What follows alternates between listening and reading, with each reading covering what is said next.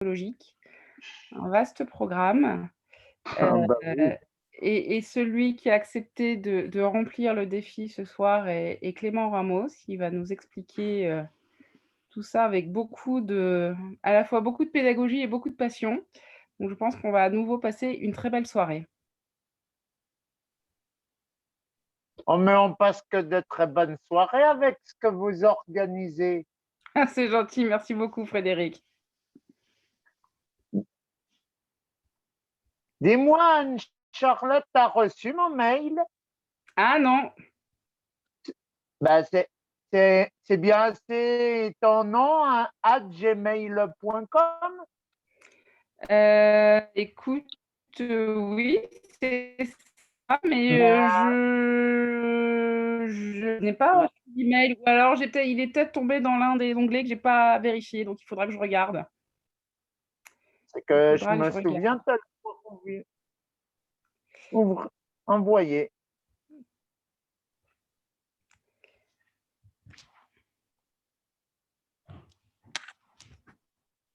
Alors nous sommes à présent une vingtaine, il est 21h04. Nous sommes à peu près à la jauge que nous nous fixons par rapport au nombre d'inscrits.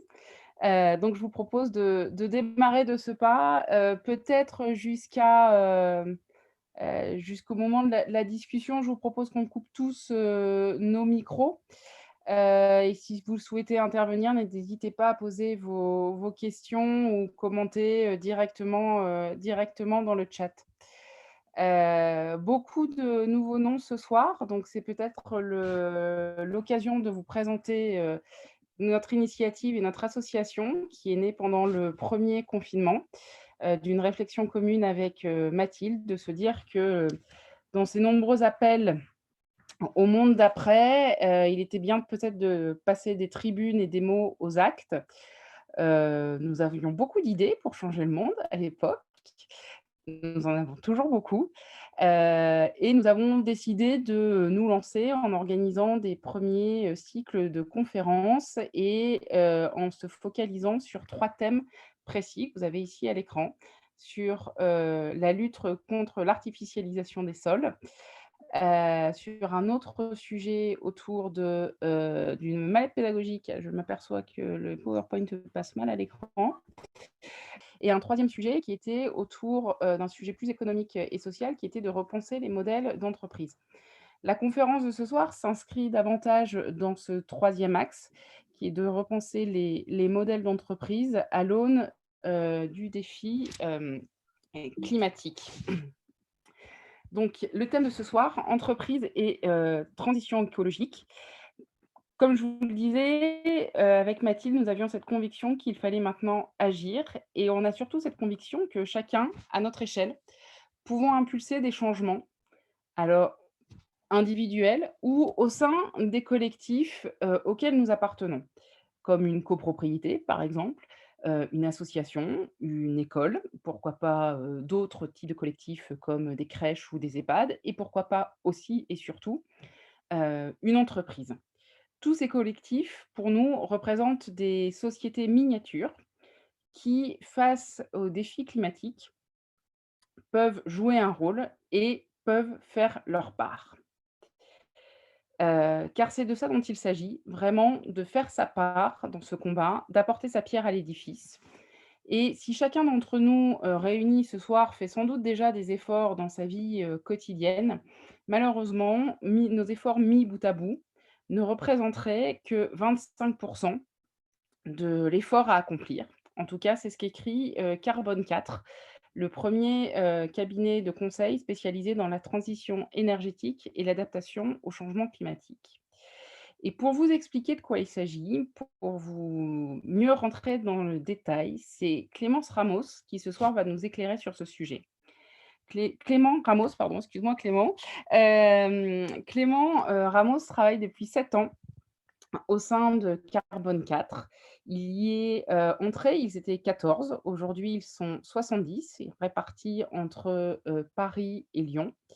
Après avoir été en charge pendant 2 ans du pôle mobilité, aujourd'hui Clément est en charge du pôle stratégie de Carbone 4 Et son objectif est de mettre à l'agenda des dirigeants d'entreprise, des COMEX, le sujet de la transition énergétique et de l'adaptation au changement climatique et de la résilience. Hem, Ce soir, Clément sera accompagné par une personne qui nous accompagne maintenant depuis 3 conférences, qui est Barbara Gauvin et qui, prendra en note notre conférence, mais surtout qui la prendra en croquis et qui restituera sous forme, de dessins ou de petites BD que nous pourrons ensuite partager sur nos réseaux sociaux et nous comptons sur vous, non seulement pour nous abonner à nos comptes, mais aussi et surtout pour relayer ce contenu. Mais sans plus attendre, je vais laisser la parole à Clément pour rentrer dans le vif du sujet et pour nous expliquer en quoi les entreprises peuvent jouer un rôle dans la transition écologique. Clément, the floor is yours, comme on dit en anglais. Merci Anne-Charlotte. Bonsoir à toutes et tous. Merci pour cette brillante introduction. Alors, l'exercice puisque le sujet est très vaste et suite aux diverses discussions que j'ai eues avec Mathilde, avec Anne-Charlotte, on s'est rendu compte qu'il y avait beaucoup de sujets qui pouvaient être amenés à être très intéressants de porter à l'attention des participantes et des participants d'aujourd'hui. On se donne 35 minutes, 35-40 minutes, hein, c'est ça, pour on va dire, la présentation plus descendante. Ça. Sans plus attendre, je vais un peu faire une présentation en grand volet. La première, une recontextualisation un peu rapide des enjeux. Ensuite, j'ai pas mal parlé des entreprises et dans quelle mesure elles sont exposées aux enjeux et aux risques de transition liés au changement climatique, et aborder également les sujets liés au pouvoir public et aux individus. Notamment, un des éléments qu'a mentionné Anne-Charlotte sur le fait que les efforts pour atteindre les ambitions de l'accord de Paris ne peuvent a priori pas qu'être individuels. Malheureusement, même en étant très motivé, on ne fait qu'une petite partie du chemin. Voilà, alors je vais partager mon écran. J'ai quelques petites choses à vous montrer. Partage d'écran. Oula.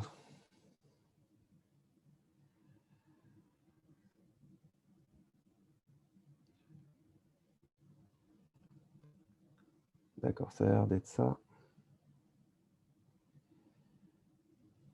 Alors, excusez-moi, j'ai des petites validations à faire avec mon ordi qui ne veut rien partager du tout à cause des protections de sécurité à gauche à droite. Et évidemment, Zoom, je n'ai pas trop l'habitude d'être dessus, donc il ne m'autorise pas. Je suis désolé.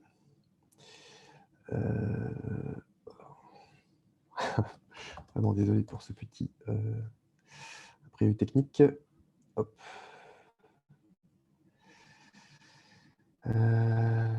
D'accord, je dois quitter et rouvrir Zoom. J'en ai pour une minute. Qu'à me l'envoyer par email et je vais la projeter moi.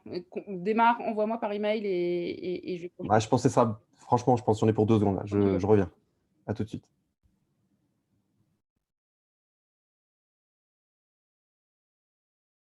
En attendant que Clément revienne, avez-vous déjà des questions ou des commentaires?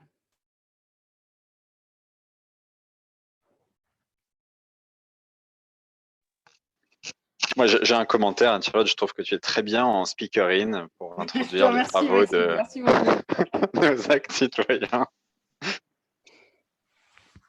Ok, l'animateur a désactivé le partage d'écran pour les participants. Est-ce que je peux avoir les droits? Alors, je pense que ça va revenir. Ouais.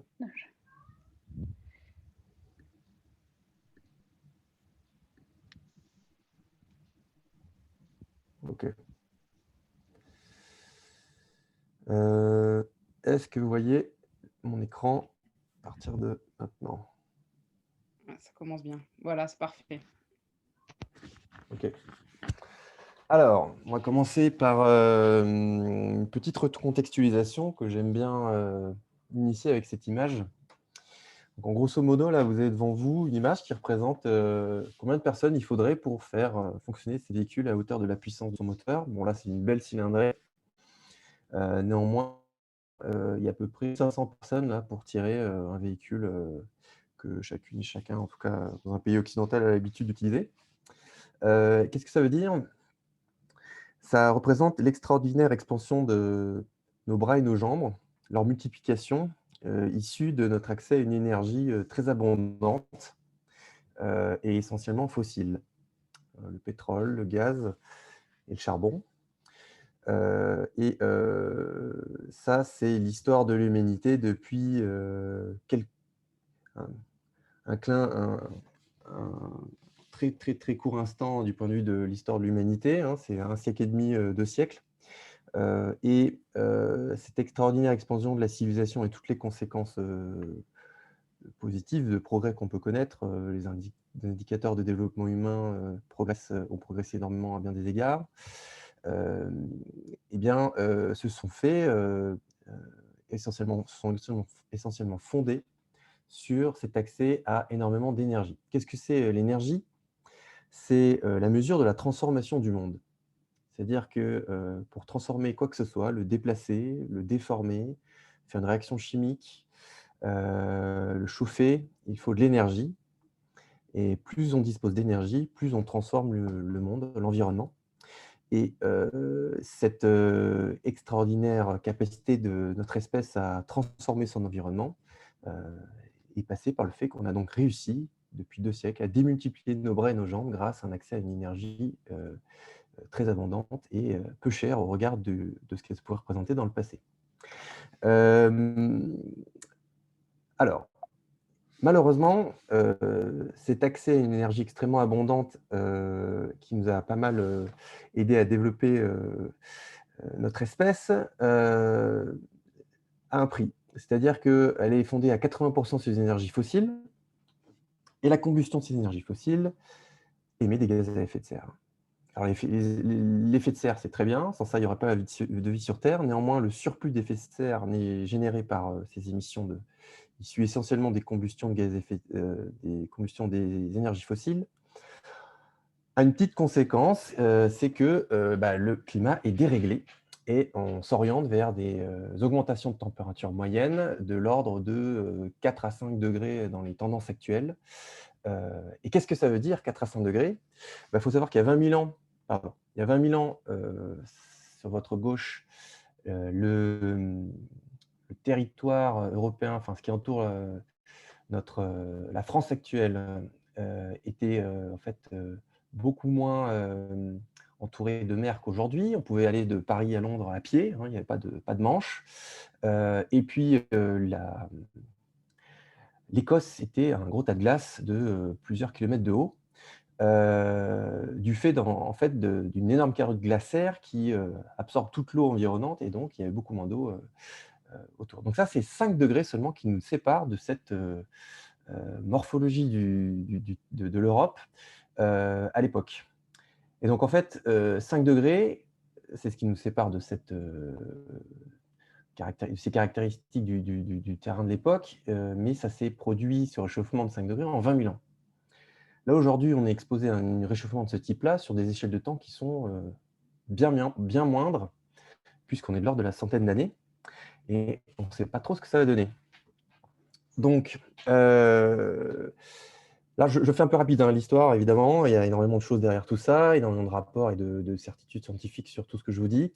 Le fait est que le bilan, à l'heure actuelle, est pas hyper réjouissant vis-à-vis de beaucoup de conséquences, parce que ça, malheureusement, ne concerne pas que la température, puisque l'augmentation de celle-ci, c'est aussi l'augmentation du niveau de la mer, c'est aussi tout un tas de phénomènes de déplacement de population qui sont susceptibles de se réaliser, qui se réalisent déjà. Et je développe pas plus tous les sujets liés à la biodiversité et aux autres êtres vivants que notre espèce sur cette planète. Donc, si vous voulez, en fait, il y a plusieurs scénarios possibles dans ce qui nous attend, et c'est ce qui est représenté sur le graphique qui est là. Et je vais maintenant me concentrer plus sur les enjeux liés à notre espèce et plus spécifiquement à ceux liés aux entreprises. Donc je ne rentre pas dans le détail de ce graphique, l'idée c'est pas du tout de rentrer dans les explications approfondies. En fait, vous avez ici plusieurs scénarios possibles, donc il y a une espèce de cône de courbes qui s'étendent à partir de 2000-2010 vers 2100 en termes de possibilités d'évolution des émissions. Donc ça, c'est les courbes, avec tout à droite du schéma, différents niveaux d'augmentation de température. Donc on comprend que sur le schéma du bas, la courbe du bas, c'est si on arrive à réduire les émissions, on aura une faible élévation de la température. Et en revanche, si on part sur un scénario apocalyptique, tout en haut, on a une très forte élévation des températures moyennes. Donc, c'est ce qui est écrit sous les RCP avec un chiffre. Ça, c'est juste des noms de scénarios. Les degrés sont juste en dessous. Donc, tout en haut, avec une courbe très pessimiste, on est sur 3 à 5 degrés de réchauffement. Et en bas, avec une courbe très ambitieuse et vaillante du point de vue des actions qu'on pourrait mettre en place, on est plutôt de l'ordre de 1 à 2 degrés. Et 1 à 2 degrés, c'est l'accord de Paris, mais j'y reviendrai juste après. Alors, qu'est-ce que ça veut dire, en fait, cette courbe, ce scénario possible de ce qui est susceptible de survenir? En fait, ça illustre, notamment vis-à-vis des entreprises et des sociétés et des organisations en général, mais plus spécifiquement des entreprises, deux grandes catégories de risques. En haut, vous avez des conséquences vis-à-vis des aléas climatiques qui vont être particulièrement marquées, avec ces aléas qui vont augmenter en fréquence et en intensité. Et donc, on a déjà quelques exemples aujourd'hui. Et c'est ce qu'on appelle plutôt les risques liés aux enjeux physiques, les risques physiques. Donc, en fait, les infrastructures vont être exposées, sont relativement vulnérables, l'approvisionnement des entreprises en particulier va être mis à rude épreuve, etc. Et à l'inverse, si l'humanité prend les choses en main de manière très sérieuse, ambitieuse et radicale, finalement, pour une entreprise, on est exposé à une autre catégorie de risques qu'on appelle, nous, les risques de transition. Ça consiste à quoi? Ça consiste à dire qu'il y a tout un tas d'évolutions des réglementations, des comportements, des marchés en général et d'enjeux liés à la réputation des entreprises pour bien prendre en compte ces enjeux ou non, etc., qui vont émerger. Et finalement, dans tous les cas, pour les entreprises, on est lié elles sont exposées dans une certaine répartition, distribution entre ces deux grands enjeux, que ce soit des risques ou opportunités de transition ou des risques physiques. Ça dépend un petit peu de ce qui va se passer dans tous les cas. Il faut quand même noter que même si on fait le maximum pour pas trop faire augmenter les températures, il y aura quand même des risques physiques qui vont augmenter parce que on entend souvent dire que l'année courante est la plus chaude depuis 100 ans. Il faut malheureusement se dire que c'est surtout la plus fraîche pour les 100 prochaines années. Et ça vous met un petit peu en perspective ce à quoi on doit malheureusement s'attendre, parce que même si dès aujourd'hui, on arrête totalement les émissions, on coupe le robinet aujourd'hui, là, d'un coup, émissions de gaz à effet de serre, l'inertie de l'atmosphère fait qu'on en a encore pour 30 ou 40 ans d'augmentation des élévations de température et des conséquences physiques du climat. Voilà pour les bonnes nouvelles. Alors, je continue sur les aspects liés à ces deux grandes catégories de risques pour les entreprises. La première, j'ai parlé des risques de transition. Donc, si on schématise très simplement le fonctionnement d'une entreprise, vous avez l'approvisionnement, les pièces détachées, etc. Ensuite, le site de production, avec un apport en ressources, en flux de matière, flux d'énergie, également évidemment en main-d'œuvre, et la distribution en aval. S'il y a des risques physiques qui se développent, donc les aléas climatiques, vous allez avoir un grand nombre dans les grandes lignes, une augmentation de la température signifie une augmentation des investissements, des CAPEX, une augmentation des coûts de fonctionnement d'exploitation et malheureusement une baisse des revenus. Pourquoi? Sur l'amont, sur l'aval et sur le site en question, il y a tout un tas de choses qui émergent déjà et que les assureurs et les professionnels, les acteurs des assurances et de réassurance connaissent bien et ont déjà largement l'occasion de constater et auxquels ils doivent également faire face pour réaliser la couverture des différents risques auxquels sont exposés leurs clients. C'est que sur l'approvisionnement, typiquement, il va y avoir des pénuries, des dégradations des chaînes d'approvisionnement. Pour le fonctionnement des usines, par exemple, typiquement PSA, il y a quelques années, a eu une augmentation de température un été pendant les vagues de chaleur. En France, ils n'ont pas pu produire pendant plusieurs jours parce qu'il faisait beaucoup trop chaud. Et donc derrière, pour compenser ça, il faut installer de la clim, etc. Donc c'est un coût. Et en aval, c'est un peu le même sujet, évidemment sur les enjeux de logistique et d'infrastructure d'approvisionnement ou d'écoulement des produits, mais ça donne des coûts et des délais supplémentaires, etc., avec évidemment des frustrations en aval de la chaîne de valeur pour les clients qui attendent leurs produits. Je vais un petit peu vite, mais ça, c'est le grand volet, une illustration des grands volets des risques pour les entreprises. Et dans l'autre sens, vis-à-vis des risques de transition, il y a une manière de les mesurer, c'est de procéder à une évaluation de son empreinte carbone.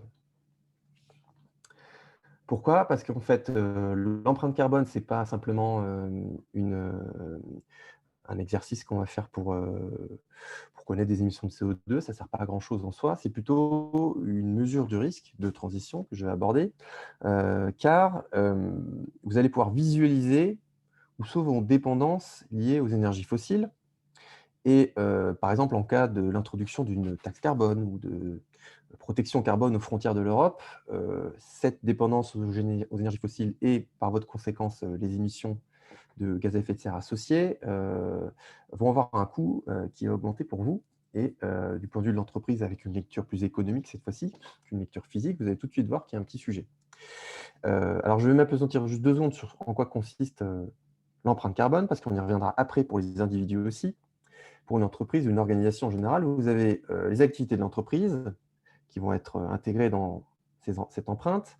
Mais en fait, réaliser son empreinte carbone, c'est avoir une vision de toutes les émissions nécessaires à l'existence de l'activité. Et donc, il faut regarder en amont et en aval les émissions pour se faire une idée de tout ça et savoir quel est le degré d'influence qu'on peut avoir sur ces émissions et réduire ce risque d'exposition. C'est réduire son exposition au risque de transition que je mentionnais tout à l'heure. Donc, c'est un peu une manière de mesurer les choses. Donc, je raccroche le déroulé de ma présentation d'aujourd'hui avec cette notion d'empreinte carbone, puisque c'est finalement un autre thermomètre, celui de la teneur en carbone de votre activité et donc de votre dépendance aux énergies fossiles. Donc, il y a du jargon, le centre, on appelle scope 1, 2, et tout le reste, c'est le scope 3, mais je ne rentre pas dans le détail. Alors, on sait qu'il faut réduire ces fameuses émissions qu'on arrive normalement à mesurer grâce à l'empreinte carbone pour une entreprise. Qu'est-ce que ça donne en ordre de grandeur pour respecter l'accord de Paris qui, lui, vise à ne pas dépasser les 2 degrés? Je parlais tout à l'heure de les échelles d'augmentation de température. L'accord de Paris considère qu'il ne faut pas dépasser 2 degrés, voire moins. Hein. On parle aussi d'1,5 et en dessous d'1,5 si possible, même si ça va être très, très compliqué de respecter ce plafond. Pourquoi 2 degrés? Parce qu'il faut comprendre cela comme étant le seuil à partir duquel l'être humain est encore à peu près capable d'anticiper ce qui va se passer. Du point de vue de la physique de l'atmosphère et des océans, le système n'est pas complètement instable. Si on dépasse les 2 degrés, on arrive dans quelque chose de beaucoup plus chaotique et qui devient beaucoup plus difficile d'anticiper en termes de conséquences sur les phénomènes physiques de l'atmosphère et les aléas climatiques dont je parlais tout à l'heure. Et donc, en fait, ce seuil, c'est simplement de se dire chaque dizaine de degré qu'on arrive à ne pas dépasser est un gain énorme par rapport à ce à quoi on s'expose si on ne le fait pas. Parce qu'en fait, il y a des phénomènes exponentiels là-dedans, ce n'est pas du tout linéaire. Et passer de plus 1,5 à plus 2 degrés, ça a beaucoup plus de conséquences que passer de 1 à 1,5 degré d'augmentation moyenne de température. Donc 2 degrés, en fait, ça ne paraît pas énorme comme ça, mais c'est déjà très significatif en termes de conséquences. Et en termes d'efforts pour ne pas dépasser ce fameux seuil que je viens d'expliquer, il faut savoir qu'on est à peu près de l'ordre de 40% de réduction d'émissions, en tout cas dans les pays de l'OCDE, par rapport à peu près aujourd'hui, sur la plupart des activités économiques. Donc là, il y a quelques exemples. Dans l'industrie, c'est à peu près 40, dans le bâtiment aussi, et dans les transports aussi. Alors, il y a des petites variantes vis-à-vis de la France, puisque la France a également établi des objectifs via sa stratégie nationale bas carbone, sur lesquels je vais venir juste après. Et donc, c'est ça, les petits écarts, c'est dû à ça, mais tout est à peu près aligné en termes de respect des budgets carbone à ne pas dépasser. Alors, pour la France, ça veut dire quoi? Vous avez ici la stratégie nationale bas carbone, présentée de manière très concise et consolidée, la SNBC, Dans les années 90, on était à peu près 548 millions de tonnes de CO2 émises à l'échelle du territoire. Donc ça, c'est un inventaire cadastral, c'est les émissions sur le territoire français. On est descendu en 2014 à peu près 460. La délocalisation de beaucoup d'industries, je pense, a pas mal joué là-dessus. Donc on est passé, on a fait une petite baisse de 16% en 25 ans. Et en fait, là, on vise à 2050 pour respecter l'accord de Paris, ce qu'on appelle zéro émission nette. C'est-à-dire une baisse de 80% à peu près, et en face, ce n'est pas sur ce schéma, augmenter les puits de carbone, c'est-à-dire essentiellement les forêts en France, pour absorber 85 millions de tonnes de CO2 en parallèle de l'émission de ces 85, et on serait à zéro émission nette. Là, l'important, c'est de savoir que finalement, l'effort est énormissime à 2050, et c'est des échelles, enfin, c'est très, très, très significatif. Typiquement, pour le transport, on passe à zéro émission. C'est zéro émission en 2050. Il n'y a plus d'émissions d'usage des véhicules. Certains secteurs, comme l'agriculture, ont des petites marges parce que ça va être très compliqué pour vraiment émettre zéro, mais dans la logique dans laquelle cette stratégie nationale bas carbone a été conçue, certains secteurs arrivent quasiment à zéro tout court. Alors, du point de vue des entreprises vis-à-vis de la magnitude très élevée de ces efforts à fournir, quelques premiers enseignements, et il va falloir que j'accélère parce que je vois que l'heure tourne. Déjà, la première chose qu'on a vis-à-vis des entreprises, qu'on présente ça et qu'on travaille un peu avec elles sur comment mettre ça en place, et quelques réflexions initiées et opérationnellement, comment introduire un certain nombre d'éléments liés à leur stratégie ou alors leur outil industriel, comment réduire ses émissions. C'est que la plupart du temps, ils pensent que on va faire un peu comme les autres, on va attendre. Sauf que il y a quelque chose d'assez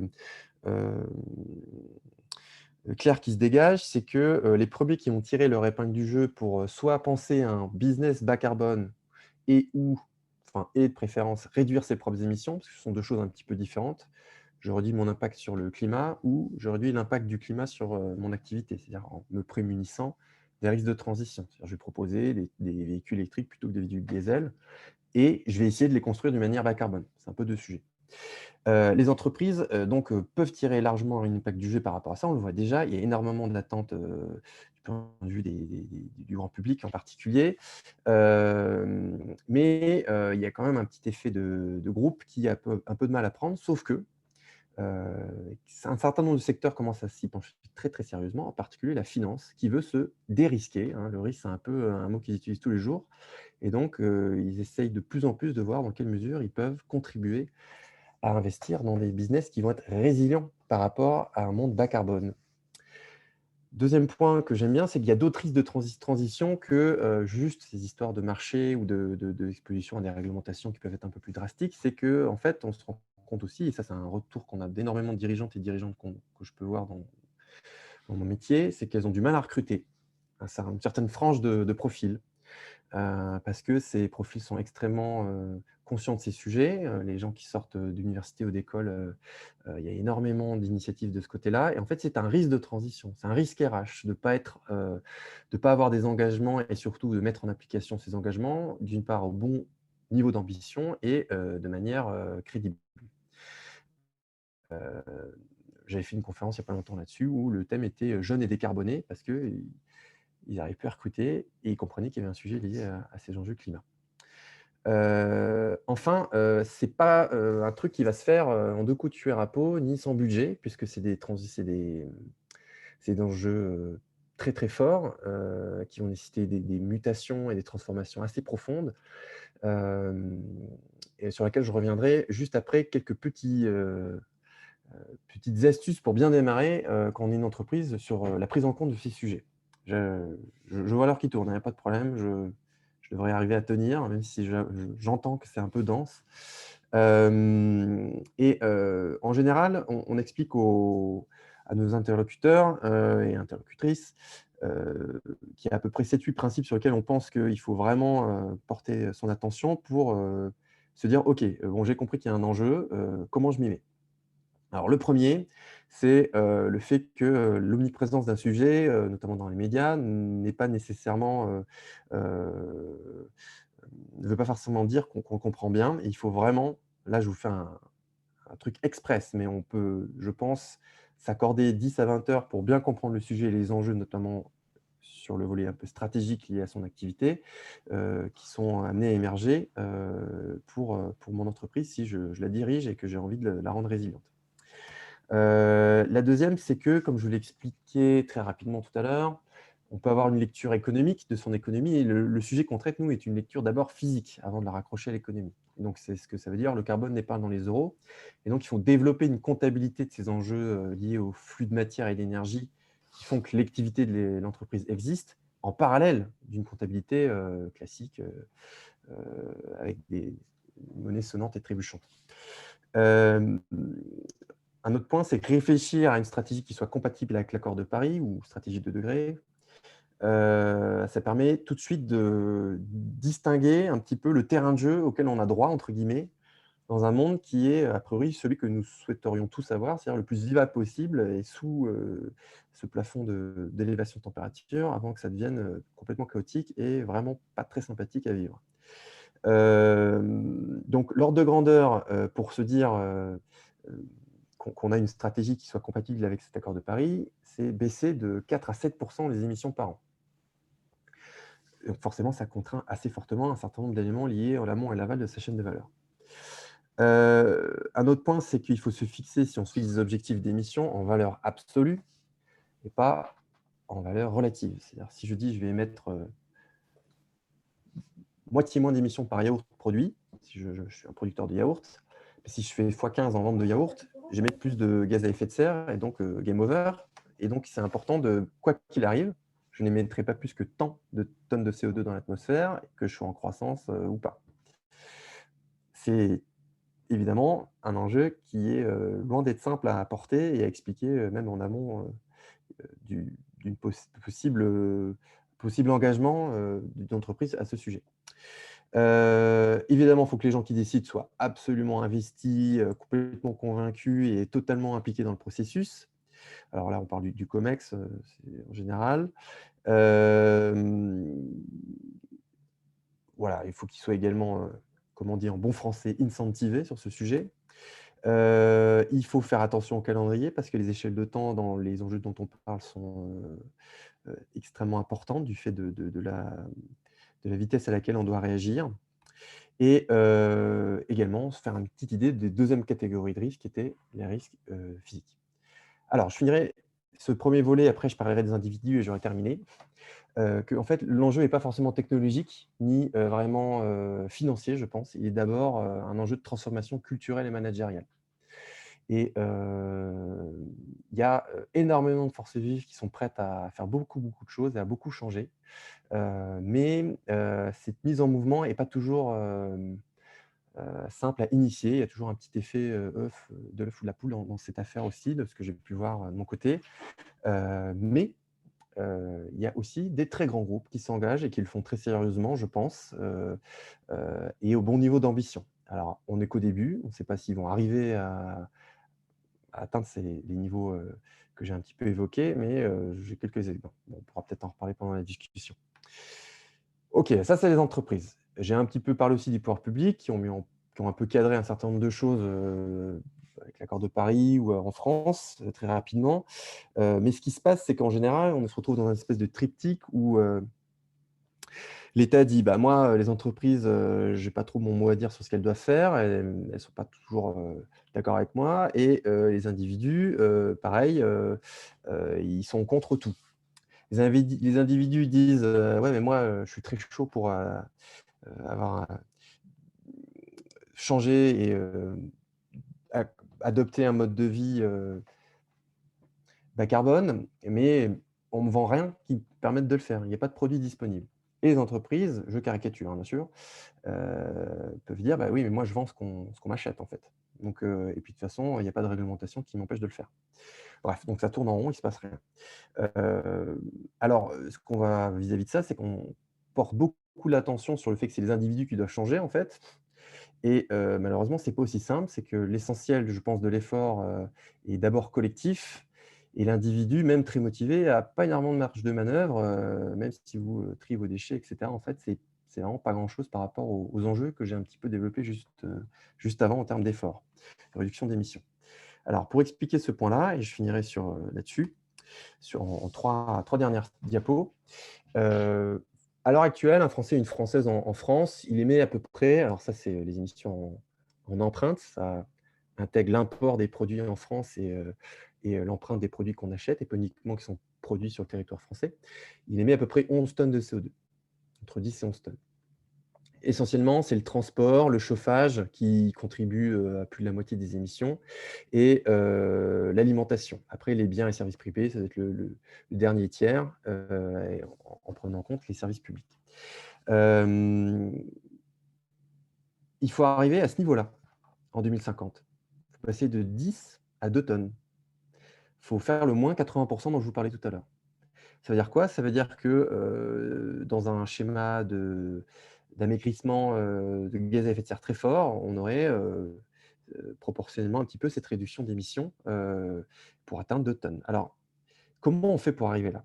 Si je suis un individu, que je suis très motivé, déjà, malheureusement, si on est très motivé et qu'on n'a pas forcément énormément d'argent pour financer la rénovation de son bâtiment, etc., qu'on ne fait que des actes individuels à notre portée, on fait un quart du chemin pour faire ce moins 80%. C'est-à-dire qu'on serait capable, alors ce schéma explique ça de manière un peu graphique, mais le total de la baisse des choses qu'on peut cumuler entre ce qu'on va appeler des petits gestes qui sont symbolisés en bas avec des pastilles bleues ou les changements de comportement plus significatifs, si on les cumule sur le domaine de l'alimentation, le domaine de la mobilité, du choix de ce qu'on va acheter en termes de biens et de services ou de son logement, si on les cumule, on fait une baisse d'à peu près 3 tonnes sur celle d'à peu près 8 tonnes qu'on doit faire, pour passer de 10 à 2. Et donc, devenir végétarien, c'est celui qui a le plus d'impact, a priori, puisqu'on va plus avoir un régime carné et la production de viande est très émissive. Ensuite, il y a tout un tas de mesures liées au transport, le covoiturage, le vélo, etc., ne plus prendre l'avion. Ça a un petit effet dans cette quantité d'émissions réduites, etc., etc. Donc, je ne rentre pas plus dans le détail que ça. Et donc, si on est quand même assez motivé pour faire tout ça, hein, on n'atteint qu'un quart du chemin tout seul. Alors, on peut aller un petit peu plus loin si on met un peu d'argent sur la table pour rénover son logement. Ça, c'est le dernier schéma, dernière diapo. On retrouve à gauche, ici, là, vous avez le point actuel des émissions. Tout à droite, là où on aimerait arriver. Et ici, la baisse de moins 25%, c'est ce que je viens de vous montrer. Des gestes qui sont a priori à portée de main sans investissement significatif. Si on rajoute des gestes où on devient vraiment très, très motivé et qu'on met pas mal de ressources financières dans la balance, on rénove son logement, on fait des achats de véhicules électriques bas carbone, là, on arrive à peu près à un peu moins de la moitié du chemin. Tout ce qui reste, c'est a priori des choix collectifs pour, contrecarrer l'héritage thermo-industriel dans lequel nous vivons. C'est-à-dire qu'il y a des choix dans le passé qui ont été faits vis-à-vis des infrastructures de transport, vis-à-vis de tout notre modèle de développement et de production qui sont très carbonés par nature avant que ces enjeux de changement climatique n'émergent. Énormément de choix ont été faits en fait et dont on subit encore aujourd'hui les conséquences. Et toute cette baisse-là qui est sur la partie droite, c'est des choix industriels, des pouvoirs publics, etc., qui ne sont pas à la portée d'un individu tout seul. Et c'est des choix collectifs. Voilà, donc j'ai essayé de tout couvrir ce qu'on avait évoqué avec Anne-Charlotte et Mathilde. Je m'arrête là. 42 minutes, un peu moins, j'imagine, puisqu'on a démarré un peu après. J'ai bien conscience que c'était dense et je suis à votre écoute par rapport aux questions que vous pouvez avoir, réactions, remarques. Voilà, je vous remercie. Merci beaucoup Clément pour cet exposé effectivement dense, mais tu l'as bien souligné. La première étape, c'est avant tout de comprendre ce qui se passe et je pense que là, ça donne un bon aperçu. Avant de te transmettre les questions qui sont d'ores et déjà dans le chat, j'avais au nom de l'association une première question qui était en tant qu'individu, en tant que finalement corporate citizen, quelle action pouvons-nous avoir, nous, au sein des entreprises, ou de nos entreprises, pour accélérer et appuyer cette transition écologique? Vaste question. Alors, ça dépend beaucoup des organisations, en fait. L'étape qui vient en premier, la plus naturelle, parce que ça rebondit sur ce que je disais tout à l'heure. Je pense que c'est avant tout un enjeu de transformation culturelle et managériale. Et donc, ça veut dire quoi? Ça veut dire qu'il faut commencer à introduire les premières graines de ces transformations-là par la sensibilisation. C'est vraiment le tout début de cette transformation et de plein d'autres choses, sauf que sans adhésion, tout ce que j'ai pu essayer de donner comme piste ou grands enjeux n'aboutira absolument pas. Par ailleurs, c'est plus du tout, il n'est plus temps d'être pessimiste ou quoi, il faut avancer, je pense, et il ne faut plus trop se poser de questions là-dessus. Et donc, s'il faut commencer par sensibiliser, je pense qu'il faut plutôt faire ça. Et il existe pas mal de petites choses qui ont émergé depuis maintenant 1 ou 2 ans, qui sont assez pratiques et qui ont, à ma connaissance, quand même pas mal de succès, pour commencer à s'atteler au sujet de manière beaucoup moins dense et indigeste que ce que je vous ai fait subir pendant 40 minutes. 2 choses auxquelles je pense. La première, c'est quelque chose qui s'appelle la fresque du climat, qui est un espèce d'atelier qui doit durer 2-3 heures, assez ludique, et qui n'est pas du tout descendant comme je viens de le faire, mais qui est vraiment dans l'échange avec à peu près 5-6 participants autour d'une table, et tout un tas de petites cartes que vous allez avoir qui présentent un enjeu lié soit à la physique du climat, soit au changement climatique. Et au fur et à mesure, tous ces enjeux se cumulent. Donc, vous avez la fonte des glaces, vous avez l'agriculture, vous avez plein de choses comme ça. Il faut savoir les mettre en relation, les articuler pour raconter un peu l'histoire de tous ces enjeux par rapport à ce phénomène qu'est le changement climatique. Et ça permet une prise de conscience et une clarification d'un sujet qui est souvent perçu comme compris, mais en fait, on se rend compte que le sujet n'est pas bien forcément. Et voilà, cette prise de conscience sur quels sont les tenants et les aboutissants juste du phénomène, et un premier pas qui, en général, engendre tout un tas de choses. Parce qu'en fait, avec ce qu'on entend dans les médias, etc., on se rend compte qu'une fois qu'on a un peu mieux compris le problème, ce qu'on a envie de faire, on est d'autant plus motivé pour le faire, en fait. Alors ça, c'est un premier point. Donc la fresque du climat, c'est un truc facile. C'est vraiment si vous voulez proposer à votre entreprise de le faire, ou à votre équipe, ou à votre département, ça prend une après-midi ou un petit peu moins si c'est fait un peu de manière dense. Il y a des animateurs dans toute la France. Il y a un réseau qui est maillé, c'est une association qui porte ça. Et ça peut être gratuit d'ailleurs, ça dépend les configurations. Voilà, donc, et puis, on peut apprendre soi-même à animer une fresque après, le faire avec sa famille, etc. Donc, c'est vraiment un système exponentiel en termes de. Enfin, ça a bien pris. Donc, c'est le premier point. Deuxième point, il y a d'autres choses. Alors là, moi, je ne suis pas du tout là pour faire la promotion de Carbone 4, mais bon, en même temps, je connais beaucoup de choses issues de mon entreprise. C'est gratuit pour les particuliers. C'est une application où je crois que c'est une application qui s'appelle MyCO2 ou MyCO2, qui permet d'avoir, sans faire de calcul compliqué ou quoi, une idée de son empreinte carbone en remplissant des phrases à trous pour engendrer une première démarche. Et il y a également un volet qui permet de faire le lien avec sa vie professionnelle là-dessus pour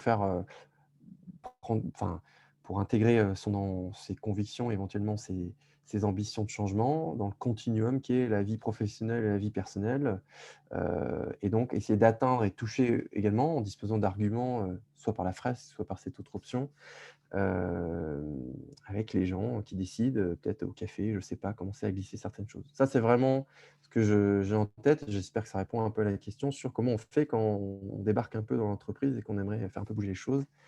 Je pense qu'il faut d'abord un peu titiller les neurones et les mettre dans une bonne configuration pour commencer à réfléchir au sujet.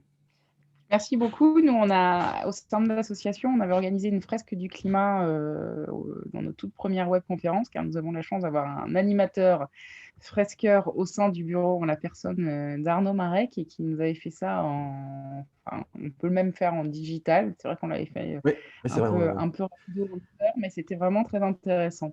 Par les temps qui courent, oui, bien sûr. Alors, un peu plus technique de la part d'Antoine. Qui revient sur une de tes slides pour la stratégie nationale bas carbone. On voit que dans les notes, les émissions France sont liées à la capacité d'absorption sur le territoire français. Oui. Antoine se demande comment sont pris en compte l'absorption par l'océan dans les eaux territoriales et comment sont réparties les émissions captées par les océans dans les eaux internationales. Waouh, excellente question et je n'ai pas la réponse. C'est clair. Dans Mais les 85, à ma connaissance, dans les mois 85, c'est essentiellement terrestre. Je ne sais pas si la captation des océans est considérée parce que ce n'est pas une captation que je qualifierais d'additionnelle à ce qu'on est capable de faire aujourd'hui. C'est juste naturel, en fait. On ne va pas pouvoir ajouter la capacité de puits de carbone aux océans tels qu'ils sont actuellement. En revanche, on peut agir sur nos forêts en le développant plus. Peut-être comme ça que je pense que ça peut se justifier. Je ne crois pas qu'il y ait de considération d'océan. En revanche, il y a un sujet sur les mangroves. Alors, je ne sais pas si en France on a autant que ça, peut-être de l'autre côté de l'Atlantique, qui sont d'énormes puits de carbone. C'est très, très efficace au mètre carré, je crois.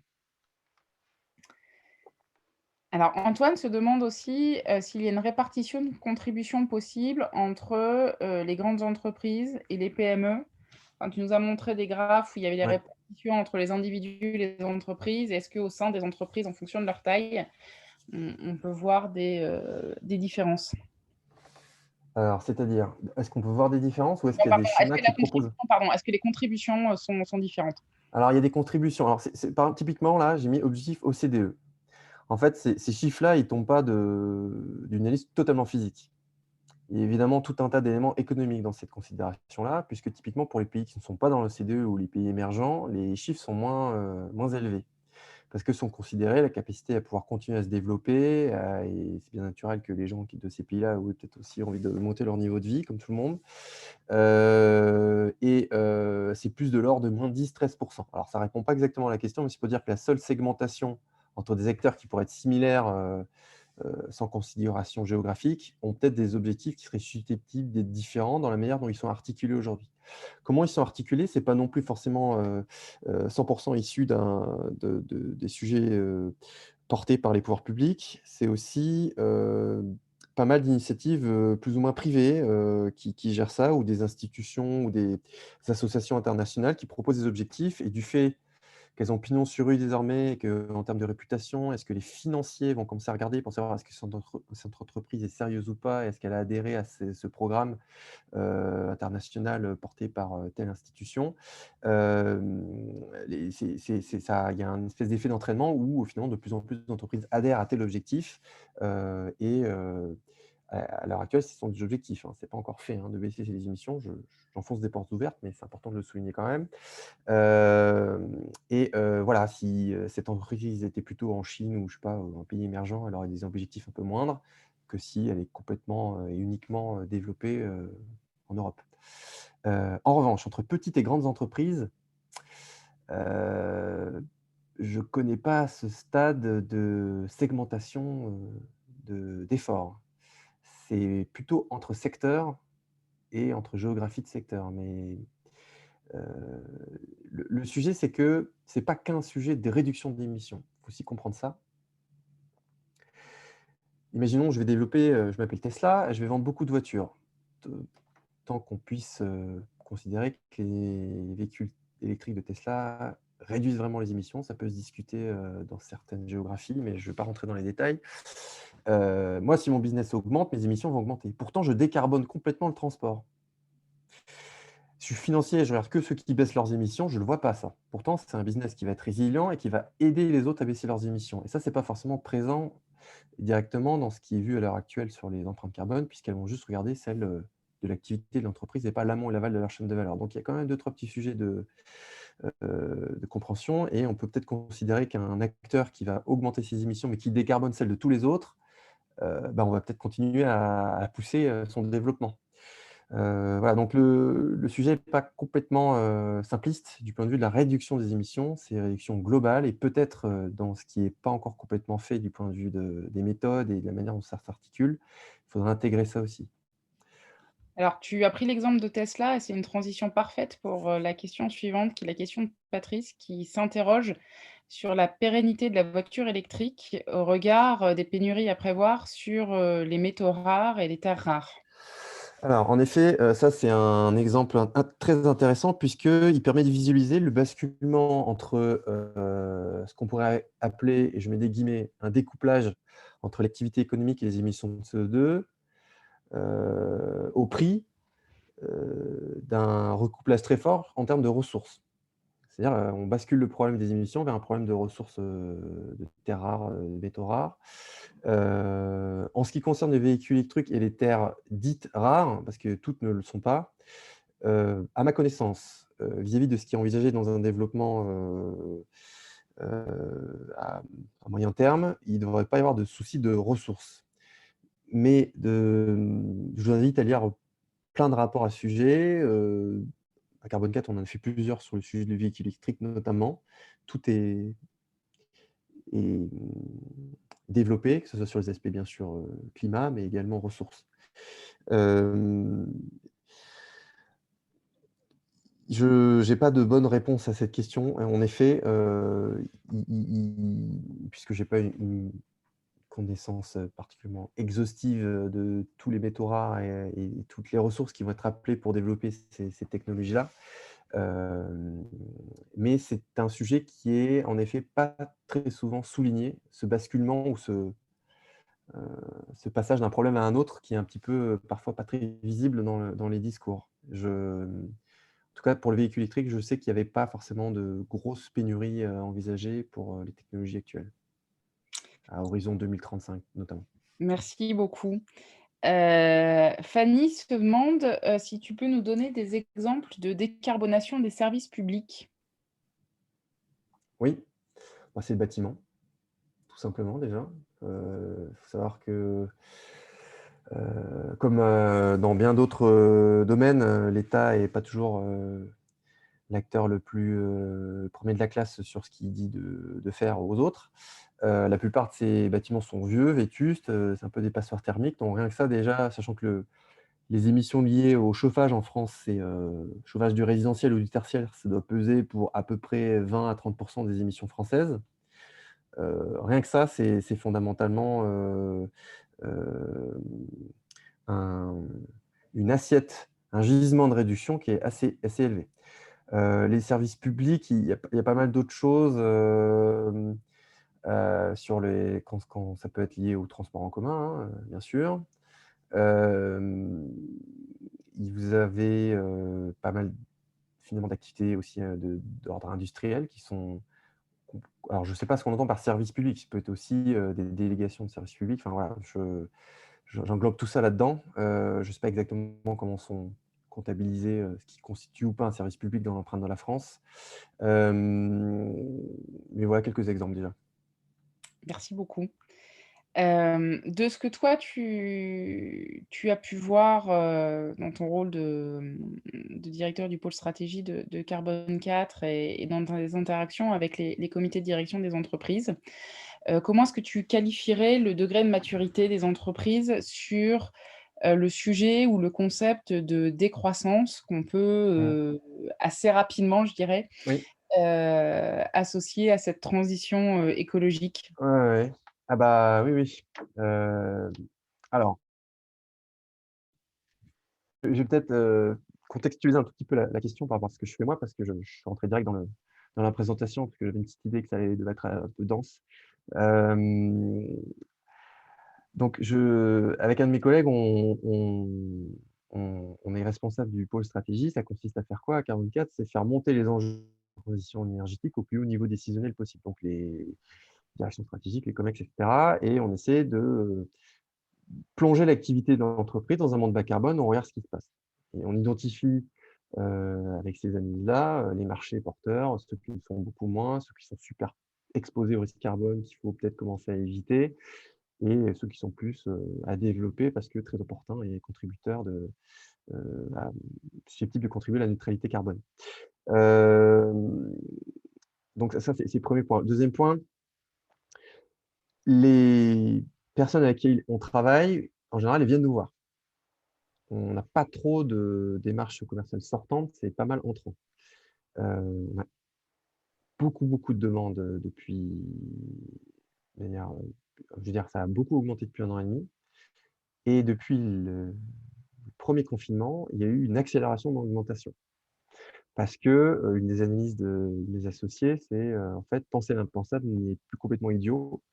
Et il faut peut-être commencer à plus sérieusement un certain nombre de sujets. Ça, c'est le premier élément explicateur qui pourrait expliquer. Le deuxième, c'est que les gens avaient plus de temps pour réfléchir à des trucs qui repoussaient parce que c'est long terme, parce que c'est pas pour tout de suite, etc. Là, ils avaient peut-être plus de temps, en tout cas les personnes avec lesquelles on travaille en général, de se pencher sur la question. Bon, fin de la parenthèse.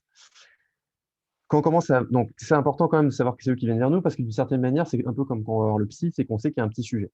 Et qu'il faut qu'on ait déjà un peu fait la moitié du chemin. Et donc, quand on commence à aborder ces sujets, nous, on ne parle jamais de décroissance, pas au sens économique. Tout notre argumentaire, il n'est pas militant du point de vue, au moins du point de vue économique, mais on parlait physique, flux de matière, flux d'énergie. Et on se rend compte que si on veut tenir les accords de Paris, les flux de matière et d'énergie, il va falloir qu'ils baissent. Donc là, il y a une décroissance. Après, ça ne peut pas forcément dire une décroissance économique. Ça, je ne suis pas économiste, j'en sais rien. Mais en tout cas, je sais que sur la physique, il y a un truc qui va falloir clairement changer, puisque malgré quelques optimismes technologiques, je dirais, même avec beaucoup d'optimisme technologique, on se rend compte qu'on est malheureusement assez limité sur notre capacité à totalement atteindre le niveau d'effort pour respecter ces fameux 2 degrés. Alors pour toi, s'il y a encore beaucoup d'efforts, c'est quoi? C'est parce que la prise de conscience est trop longue ou alors parce que les stratégies ne sont pas assez ambitieuses pour atteindre ces objectifs? Parce qu'on aurait dû commencer il y a 20 ans, en fait. C'est facile à dire, hein, je sais bien, mais ça fait quand même un petit moment que le sujet est là, même si on ne l'entendait pas. Alors, je ne vais pas du tout faire d'analogie bizarre, mais j'entends beaucoup parler de la libération de la parole par rapport à beaucoup de phénomènes en ce moment. Mais j'ai souvent plutôt l'impression que c'est l'ouverture des oreilles plus que la libération de la parole qui est survenue. C'est-à-dire qu'on a fini par entendre des choses qui étaient dites depuis longtemps. C'est un peu ça aussi sur ces sujets-là, je pense. Sauf qu'au-delà de les entendre, maintenant, on voit certaines conséquences. Donc, c'est peut-être pour ça que le sujet émerge plus et est plus pris en compte et un peu plus traité, je pense, aujourd'hui. Pourquoi il faut faire tant d'efforts? Je pense que malheureusement, c'est quand même pas mal lié, même si c'est facile à dire, comme je le disais, au fait que on a trop attendu, quoi. Donc, j'ai une petite courbe là-dessus qui peut être intéressante à voir quand même, juste pour illustrer mon propos. Je l'ai mis en annexe quelque part. Vous voyez toujours mon écran d'ailleurs? Oui, Oui, très bien. bon. Je crois que c'est quelque part par là. Voilà, c'est celle-là. Bon, elle est assez chargée, c'est une courbe. Donc là, vous avez les émissions depuis 1980, ça monte jusqu'à peu près aujourd'hui ici. Et là, il y a tous les chemins possibles pour réduire les émissions. Si on s'était pris en 2000, si on s'était pris en 2020, etc. Vous voyez qu'en fait, l'effort à chaque fois, si on s'était pris dès les années 2000, la courbe pour réduire les émissions est quand même plus sympathique. La pente est moins raide. Et plus on attend, plus l'intention respecter l'accord de Paris, plus la pente est raide. Parce qu'en fait, plus on attend, plus on rajoute des émissions dans l'atmosphère qui n'auraient pas dû être ajoutées. Et donc, il faut rattraper le retard lorsqu'on s'y met de manière encore plus abrupte. Je pense que c'est ça qui explique le fait que l'effort est assez fort vis-à-vis de ce qu'on doit se fixer comme objectif. Après, sur ce que font les entreprises à l'heure actuelle, qui n'est pas forcément à la hauteur, certes, mais même s'il y a certains objectifs qui commencent à émerger et qui sont, je pense, au bon niveau, il y a plein de choses. Enfin, je veux dire,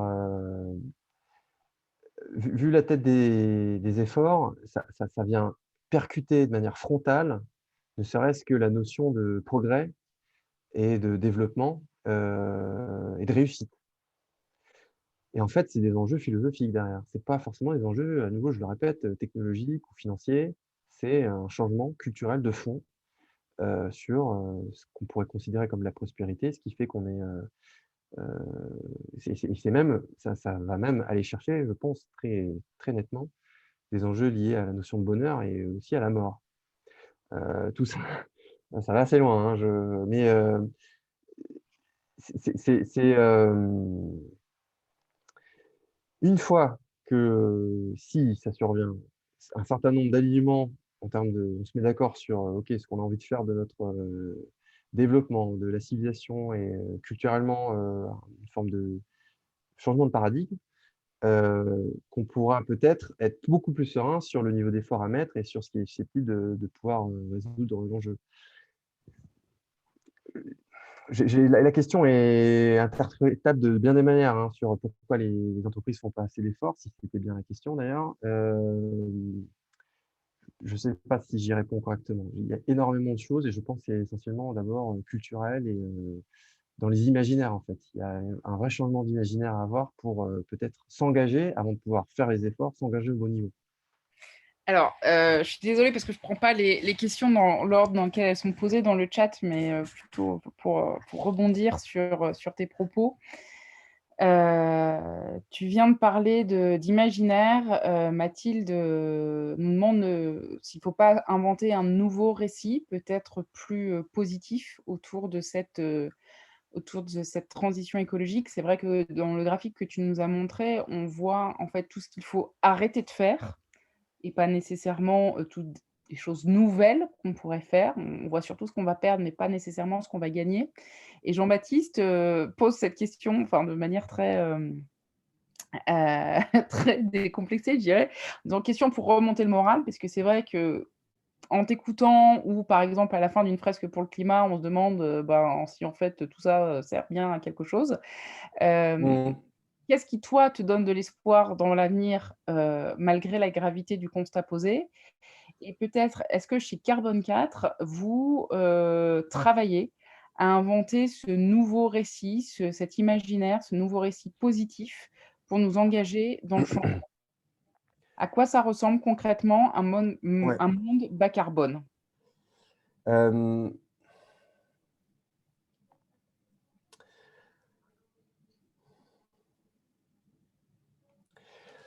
Alors, j'ai entendu, il va falloir arrêter de faire plein de choses. Je ne suis pas complètement sûr que ce que je vous ai montré n'est constitué que de ça, en fait. Il va falloir changer la manière de faire, mais pas forcément arrêter. Et aussi, je vais prendre quelques exemples. Pour commencer, il y a un phénomène, plutôt dans les pays nordiques, lié à l'aviation, qu'on appelle le flixcam, je crois, ça doit être en suédois, ou le flight shaming en anglais, donc la honte de prendre l'avion, qui a démarré avant le Covid, etc. Hein, c'était à partir de 2019-2018, je crois que ça a démarré, qui consistait à ne plus prendre de l'avion pour se déplacer, aller en vacances, etc., et prendre le train ou des modes doux, voilà. Pour aller loin, hein. Donc 2 jours de train plutôt que 5 heures d'avion, par exemple. Et les gens qui font ça ne le font pas du tout la mort dans l'âme. Pourtant, d'autres pourraient considérer qu'on perd quelque chose. Je ne peux plus le faire, je ne peux plus prendre l'avion. Alors oui, là, le schéma présente peut-être des choses de manière, on ne peut plus faire telle chose. Moi, je ne suis pas complètement sûr qu'on puisse pas forcément. Aussi, c'est lié à ces changements d'imaginaire, c'est quand on dit consommer local, c'est aussi valable pour le tourisme. Combien de fois on entend, notamment avec le contexte actuel, que ah, punaise, il y avait plein de choses autour de chez moi que je n'avais jamais regardées, etc. Voilà, bon, tout ça, c'est des illustrations, hein, je ne suis pas en train de faire des généralités. Pour en revenir à l'exemple du fiscal, donc c'est une reconsidération d'un certain nombre de valeurs, et ils en tirent une forme de satisfaction d'essayer de faire les choses de manière plus sobre, en fait. Les gens qui étaient interviewés dans des articles que j'ai lus sur cette pratique du flixcam, ou enfin plutôt de prendre du train plutôt que l'avion. Et on peut répliquer cette espèce de motif que j'ai essayé d'illustrer dans plein d'autres domaines. Euh, euh, il y a énormément de demandes aussi pour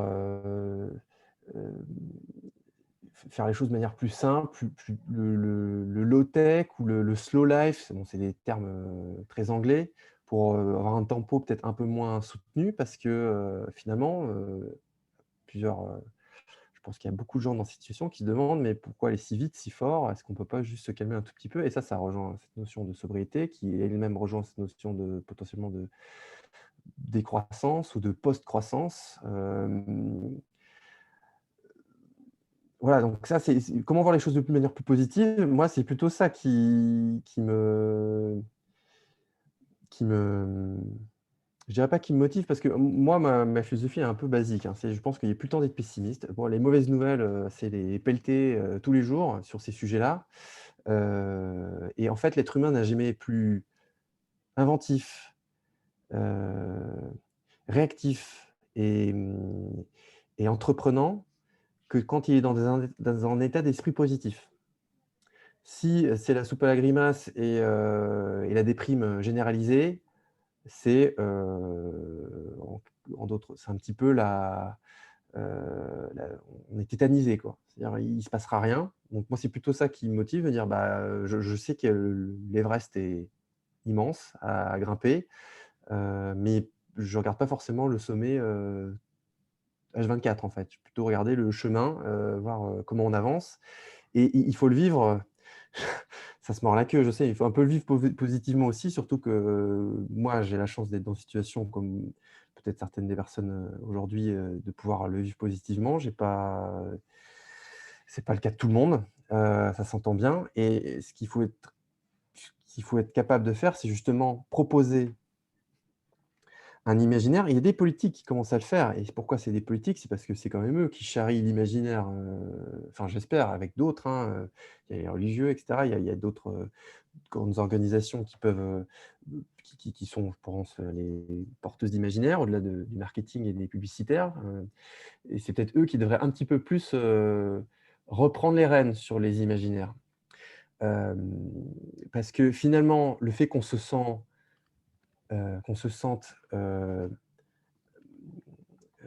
qu'on nous prive de certaines choses, moi, je crois vraiment que c'est parce que c'est des imaginaires qui ont été forgés par le marketing. Il faut se libérer de ça. Et c'est ça qui aussi, à mon sens, contribue peut-être à voir les choses de manière un peu plus positive. Donc, c'est hyper dur à expliquer et à porter tout ce que je viens de vous dire. Là, on a un peu de chance, on a un peu de temps pour m'écouter m'écouter faire ma logorée. Mais l'enjeu, en un mot, est culturel et un enjeu d'imaginaire pour... Moi, quand je lis ce schéma, je le lis plus de manière négative, en fait. Et c'est parce que je pense qu'une certaine manière, cette manière de vouloir faire évoluer ces imaginaires, j'ai un peu commencé à le faire quand même. Moi, ça ne me dérange pas du tout de ne plus prendre l'avion de ma vie. J'ai aucun problème et je le vis très bien, en fait. S'il faut prendre le train pendant 2 jours pour aller peut-être un peu plus loin que les limites des frontières de la France, ça ne me pose pas de problème. Je suis prêt à le faire. Et en fait, c'est ça que je voulais développer un tout petit peu par rapport à cet exemple, c'est que les gens prenaient du plaisir au voyage. C'est-à-dire qu'ils prenaient du temps à prendre 2 jours dans le train, alors ils faisaient des petites pauses, etc., c'est ce qu'ils expliquaient, mais qui redécouvraient le plaisir du voyage et pas juste de la destination. Et ça m'a vachement parlé, en fait, et je pense que c'est très illustratif de tout ce que je viens de développer à l'instant. Bon, c'est un peu facile, hein, mais... Pendant que tu nous parlais, tu regardais le chat en même temps, mais tu as évoqué... Non, je n'ai pas le chat sous les yeux, j'ai mon écran en grand, je ne le vois pas du tout depuis le début. Alors, je suis tu as désolé. évoqué beaucoup de sujets qui sont arrivés, notamment sur cette question de positif et qu'est-ce qui est gagné. Et donc Pierre et Jean-Baptiste s'en sont donnés à cœur joie l'histoire, enfin l'importance de la publicité et du marketing dans la conception de notre imaginaire a été évoquée également. Donc je pense qu'on a fait le tour. Et Antoine, en conclusion à ce développement, te demande comment tu vis le fait que toi et d'autres puissent faire des Oui. efforts des efforts importants que d'autres ruinent tout à Ah oui, acheter un SUV.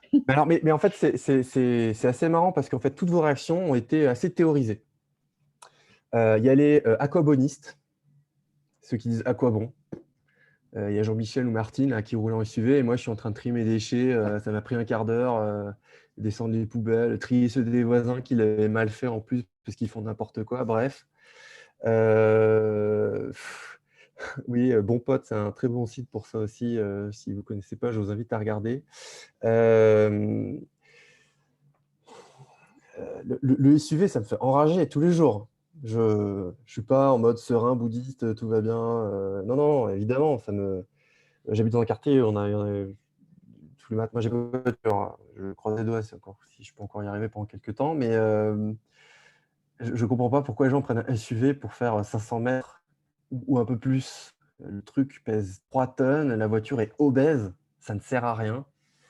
Mais moi, j'ai lâché l'affaire en fait. C'est-à-dire que c'est vraiment un côté.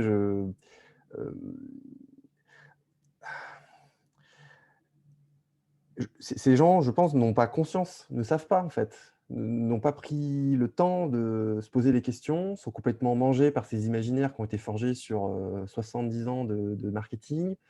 Il y a toute une promesse qui a été développée pendant des dizaines, voire peut-être 100 ans, du progrès, de la croissance, etc. Ce n'est pas moi, avec mes petits bras, en un clin d'œil, qui vais transformer ça. Donc, si je vous parle aujourd'hui, c'est aussi pour contribuer à diffuser une vision, une manière de voir les choses et de commencer à disposer de petits éléments à discuter, etc., pour faire un changement, une lame de fond, en fait, mais qu'on voit émerger franchement, chez les jeunes diplômés, ça se voit. Enfin, moi, je le vois beaucoup. J'ai aussi conscience que j'ai des lunettes, des jumelles biaisées. C'est-à-dire que dans ce qui m'arrive en termes d'information, il y a forcément une forme de filtre automatique qui se crée.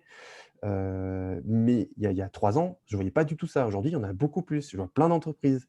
Le fait qu'à Carbone 4 et d'autres entreprises, on n'est pas tout seul à avoir une croissance dans un monde peut-être décroissant qui est très significative, c'est aussi un indicateur, peut-être indirect, du fait que les choses changent. Et ça aussi, moi, ça me laisse enthousiaste un tout petit peu quand même. Je pense que les choses avancent. Ce qui est très, très important, et ça, c'est un vrai bloc de choses qui, je pense, ne sont pas bien traitées, c'est sortir du milieu CSP++. C'est déjà le cas, il n'y a pas que des CSP+, qui sont dans ces changements de paradigme, parce mais la manière dont n'a pas été porté correctement le sujet de la taxe carbone par le gouvernement, vis-à-vis de ce qui s'est passé au niveau des gilets jaunes est un exemple. C'est un imaginaire, des explications et aussi des mesures qui puissent compenser les effets néfastes à court terme de ce type de nouvelles réglementations. Ça n'a pas été bien fait du tout, quoi. Donc ça a été un massacre. Et moi, je pensais beaucoup lié aux imaginaires qui ne sont pas prêts, quoi. Et est-ce que tu penses que pour justement préparer ces imaginaires ou en tout cas provoquer l'électrochoc, enfin plutôt qu'est-ce que tu penses des actions peut-être un peu plus choc et militantes ou des associations comme la Ronce qui mettent en avant une sensibilisation plus musclée? La Ronce. Ah bah, je ne connais pas la Ronce, je connais XR, qui fait des interventions semi-musclées, on va dire. Je crois que j'en ai entendu parler de la Ronce, mais je ne suis pas très familier. Alors, bon. Vous avez, je vais peut-être d'abord commencer par l'aspect politique, plusieurs mouvances. Du point de vue des gens un peu motivés sur ces sujets. Il n'y en a pas beaucoup qui parlent de réduction de flux de matière et d'énergie à la hauteur de ce que je vous ai un petit peu expliqué. Mais on tombe dans quelque chose qui est très classique du point de vue sur le plan politique, après je parlerai du reste. C'est est-ce que je choisis le point de vue radical qui est au bon niveau, mais qui a peu de chances de passer pour accéder au pouvoir, ou partir sur quelque chose d'un peu plus soft, mais qui serait capable d'avoir l'adhésion plus massive. Moi, j'ai vraiment pas la réponse à cette question. J'en ai pu discuter pas mal avec des personnes présentes ici, et c'est pas évident. Franchement, alors ensuite, par rapport aux actions plus radicales,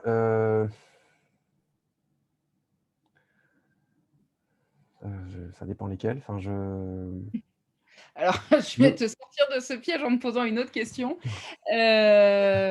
Justement, sur le côté politique, bon, on est en France, donc forcément, on finit toujours par parler un peu de choses politiques. Et on voit aussi que même comme on est en France, on réglemente beaucoup. Mais il paraît que ton patron, Jean-Marc Jancovici, travaille avec le Shift Project sur le plan de transformation de l'économie Mmh. française. Ouais. Et la question de Mathilde, c'est de savoir si nos hommes et nos femmes politiques français sont également formés à ces enjeux-là, un peu comme pourraient être les membres d'un comité exécutif d'une entreprise. Ouais. Est-ce qu'ils sont sensibilisés à cette transition bas carbone? Est-ce que le plan sur lequel le Shift Project travaille est d'ores et déjà partagé avec nos politiques? Et est-ce Mmh. que, à ton avis, cette transition bas carbone sera au cœur de la campagne présidentielle à venir?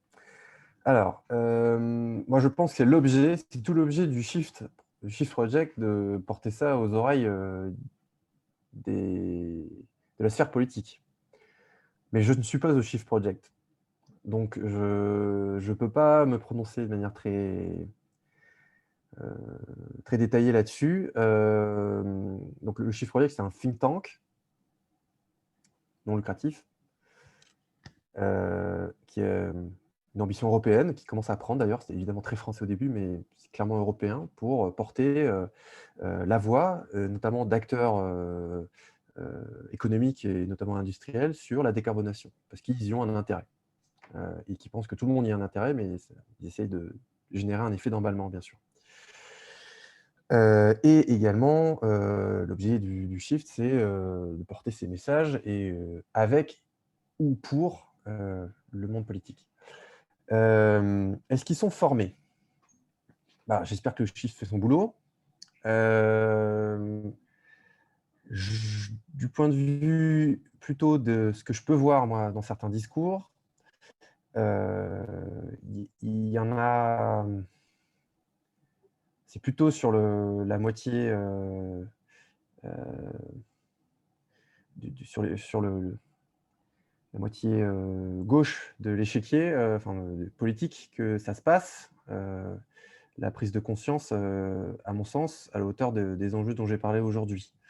Autant que droite et gauche a encore du sens, puis c'est la mode de dire que ça a plus de sens. Hem,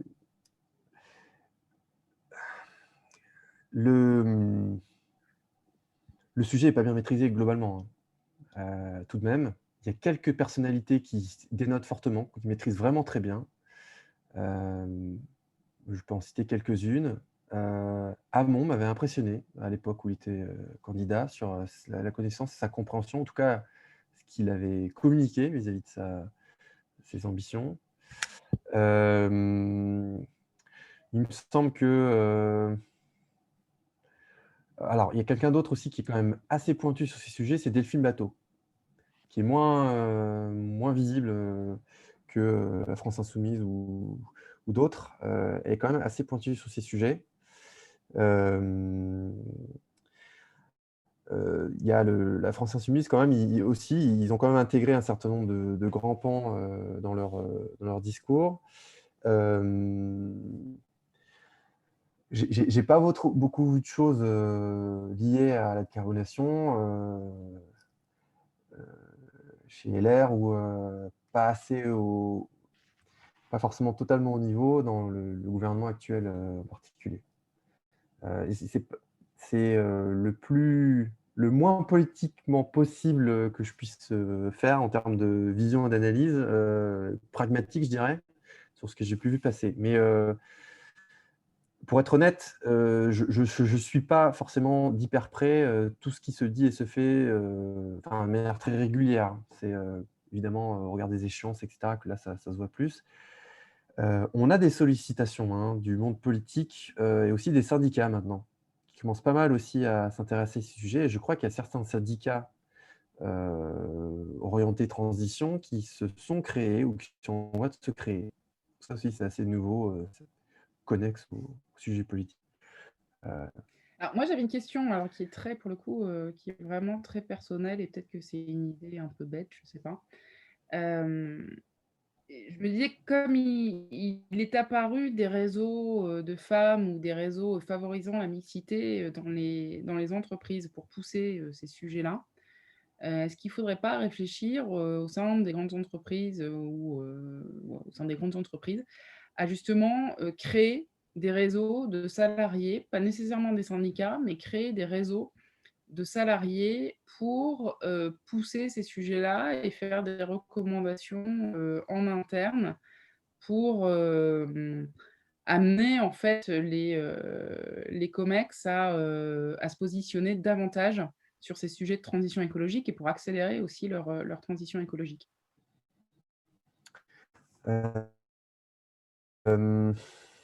Il y a déjà des initiatives de ce type régional qui existent, je crois. Pareil, ça fait partie à nous d'un indicateur de quelque chose qui est en train de se passer tout de même. C'est récent. Hein, moi, je suis installé à Lyon là et j'en vois. Je ne savais pas que ça existait. J'étais très vexé de ne pas être invité. Et je plaisante.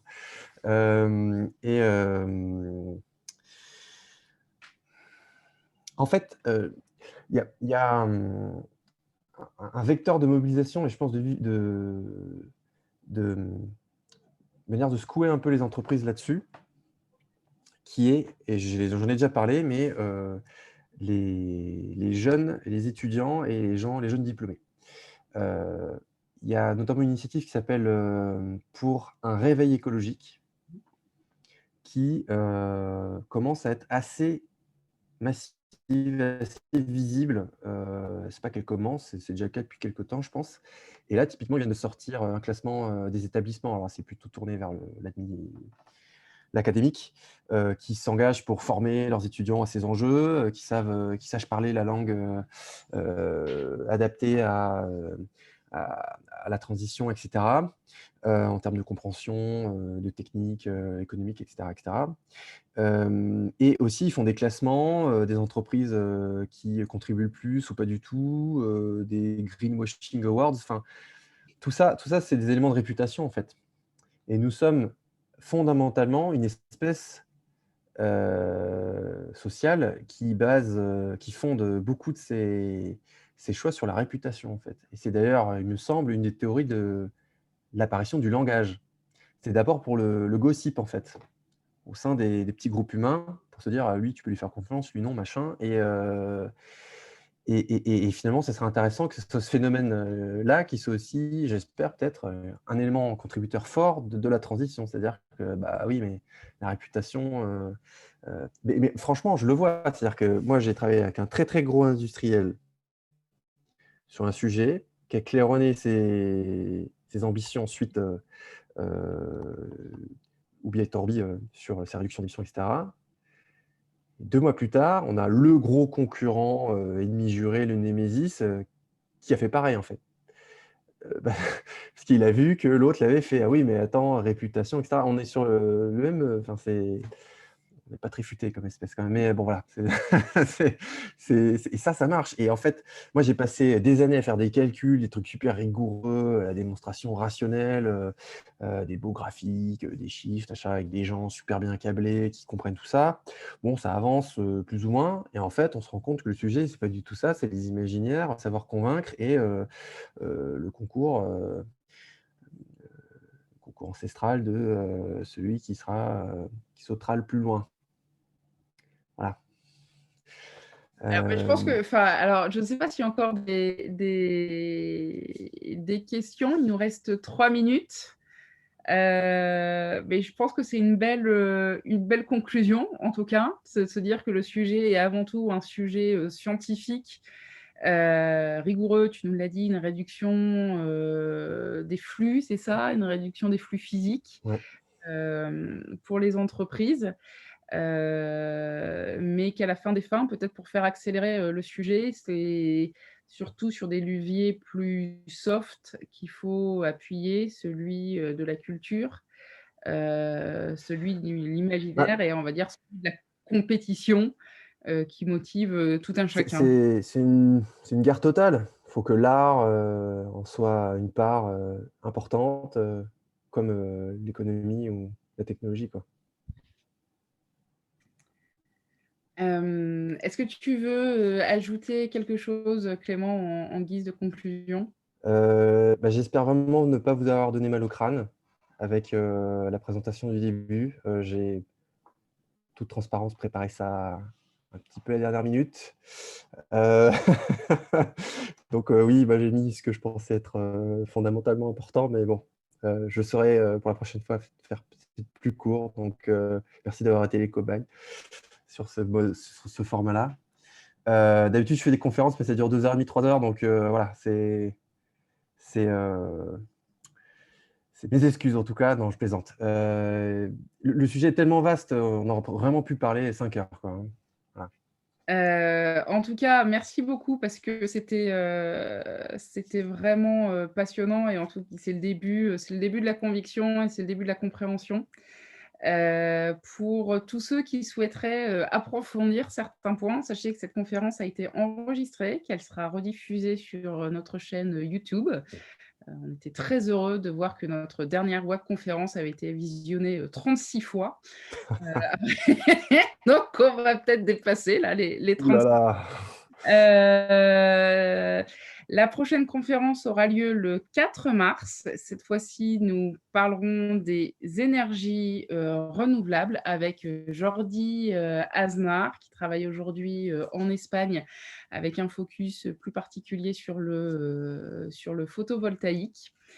Merci à vous de vous être connectés ce soir et d'avoir posé vos questions et avoir réagi en live. Et on espère vous revoir d'ici un mois. Il ne me reste plus qu'à vous souhaiter une très belle soirée et à vous dire à très bientôt. Bonne Merci. soirée, merci. Est-ce que